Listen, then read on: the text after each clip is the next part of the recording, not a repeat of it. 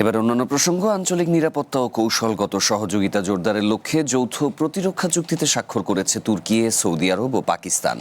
চুক্তিতে তিন দেশের সম্মিলিত নিরাপত্তা ব্যবস্থা শক্তিশালী করা এবং যে কোনো আগ্রাসনের বিরুদ্ধে যৌথ প্রতিরোধ গড়ে তোলার বিষয়টি গুরুত্ব পেয়েছে।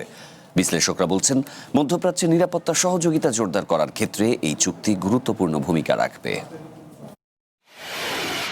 আমেরিকা এবং ইসরায়েল যৌথভাবে ইরানে বড় ধরনের হামলা চালানোর পর থেকে মধ্যপ্রাচ্যের একাধিক স্থাপনায় তেহরান নিশানা করেছে।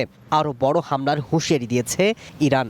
এমন অবস্থায় সৌদি যুবরাজ মোহাম্মদ বিন সালমান, তুর্কির প্রেসিডেন্ট রিসেপ তাইপ এরদোয়ান এবং পাকিস্তানের প্রধানমন্ত্রী শাহবাজ শরীফ মক্কায় অনুষ্ঠিত যৌথ সম্মেলনে অংশ নেন।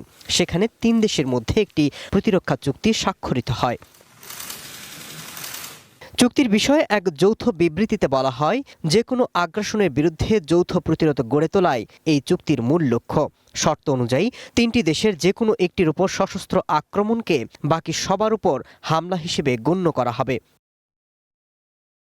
মক্কা যৌথ প্রতিরক্ষা চুক্তি নামের এই চুক্তিতে প্রত্যেককে কী ধরনের সুনির্দিষ্ট অঙ্গীকার বা বাধ্যবাধকতায় আবদ্ধ রয়েছে বিবৃতিতে তা প্রকাশ করা হয়নি। তবে বলা হয়েছে, এই চুক্তির উদ্দেশ্য হল যৌথ নিরাপত্তা জোরদার করা এবং শান্তি, নিরাপত্তা এবং স্থিতিশীলতা বজায় রাখা। তুর্কির কর্মকর্তারা বলছেন, এই চুক্তিটি আত্মরক্ষামূলক, এটি কোনো নির্দিষ্ট দেশের বিরুদ্ধে নয়।